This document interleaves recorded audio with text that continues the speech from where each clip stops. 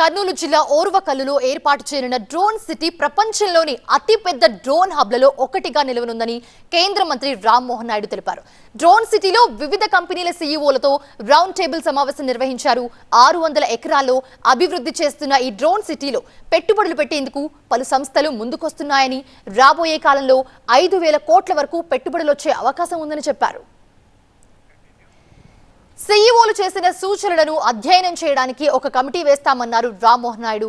Drone సంస్థలకు వేగవంతమైన సేవలు అందుబాటులోకి తెచ్చేందుకు చర్యలు తీసుకుంటామన్నారు. కర్నూలును డ్రోన్ హబ్ గా అభివృద్ధి చేసేందుకు కృషి చేస్తామన్నారు. చంద్రబాబు నాయుడు గారి తాలూకా విజన్ చూసిన తర్వాత వాళ్ళు ఏవైతే వాళ్ళ కంపెనీస్ తాలూకా ఎక్స్పాన్షన్ ఉందో ఆ ఎక్స్పాన్షన్ అంతా కూడా కర్నూలులోనే చేయాలి, ఇక్కడ ఓర్వకల్లో డ్రోన్ సిటీలో చేయాలని ఉత్సాహంగా వాళ్ళందరూ కూడా ముందుకు వస్తున్నారు. ఈరోజు మనం చూసుకుంటే ప్రధానమంత్రి వర్యులు నరేంద్ర మోదీ గారు ఇంపోర్ట్ ఆఫ్ డ్రోన్స్ కూడా భారతదేశంలో బ్యాన్ చేశాం మనం. అంటే భారతదేశంలో మీరు బయట తయారీ అయినటువంటి డ్రోన్ని ఇక్కడ ఇంపోర్ట్ చేయలేరు. మోదీ గారు ఎందుకు బ్యాన్ చేశారు?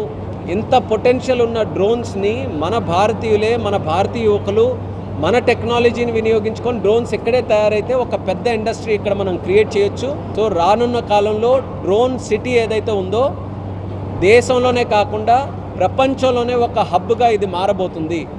దీనికి కారణం మొట్టమొదటిగా మన ముఖ్యమంత్రి వర్యులు చంద్రబాబు నాయుడు గారు ఆయన విజన్.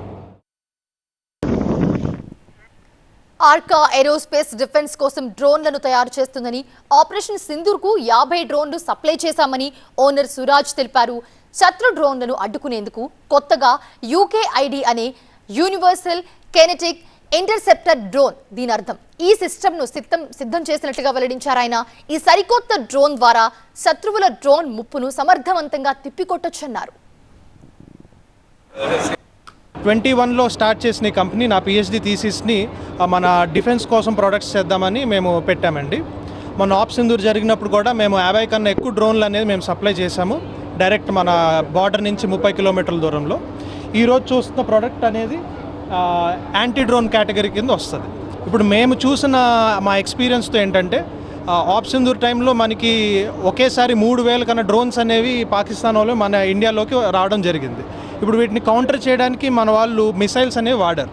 ఇప్పుడు డ్రోన్ కాస్ట్ 10 లక్షలు అవుతే మిసైల్ కాస్ట్ ₹1 కోటి. సో ప్రతిసారి ఇలా మనం డ్రోన్ వచ్చినప్పుడల్లా మిసైల్ వేయడం అనేది అది కాస్ట్ ఎసిమెట్రిసిటీ కింద వస్తుంది, which is bad for wars. So మేము ఇంట్రడ్యూస్ చేస్తున్న ప్రోడక్ట్ యూకిడ్ అంటే universal kinetic interceptor drone. So వచ్చే ఎనిమీ డ్రోన్ని ఇంటర్సెప్ట్ చేయడానికి ఈ డ్రోన్ని వాడచ్చు.